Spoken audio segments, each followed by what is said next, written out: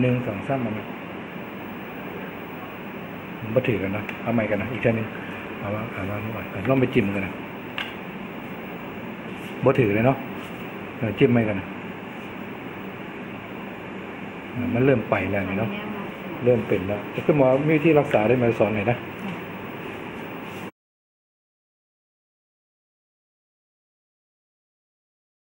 คุณหมอหูว่ามือสั่นแต่คุณหมอไม่ได้เห็นมือนะคุณหมอก็แปลกใจว่าคุณหมอคือหู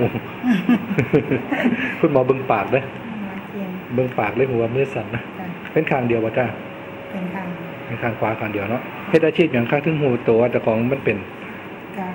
ขายชิ้นทอดเนี่ยขายขนมพกเนี่ยมันเป็นล่าหยอดขนมมันจะปุ๊บล่าหยอดขนมจะสั่นแค่วุ้นจะพอใจหยอดขนมจะหูตัวได้ว่ามันทรายมันบ่แม่ค่ะเฮ็ดแบบคุณหมอสอนเดี๋ยวไปเฮ็ดมันติดซอยได้นะจ้ะเดี๋ยวฟังข้างขวาเนาะมือสั่นข้างไหนคะข้างนี้นั่นแหละครับมันสัมพันธ์กันถ้าเป็นแบบนี้นั่นเข่าหลายปีเขาสิใช้ขนมบ่ได้เด้เดี๋ยวคุณหมอจะสอนวิธีบริหารเอามือไปกดไว้2 ข้างเลยยื่นข้างหาหม่องบ่เจ็บเบิ่งคุณหมอเฮ็ดยื่นฟันลาออกมาสิเจ็บบ่ท่านี่ไปหาเบิ่งเด้อว่ายื่นไปซ้ายหรือไปขวาเด้อถ้ายื่นไปซ้ายละบ่เจ็บไปให้ดูนะมันสิสั่นหน่อยลงช่วงก่อนพอคุณหมอนี่เวลาหยอดขนมพวกนี้มันหยอดเองได้มันจะสั่น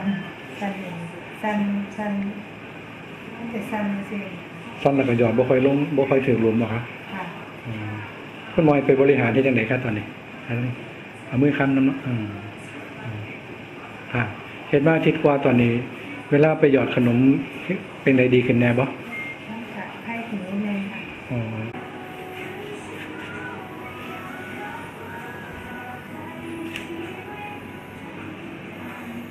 แต่ยังมีสายอยู่นะเอาใหม่2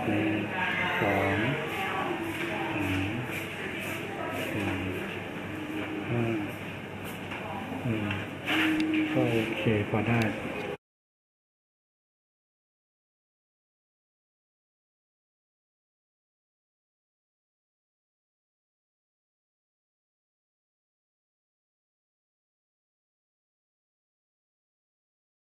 ก็เริ่มได้1 2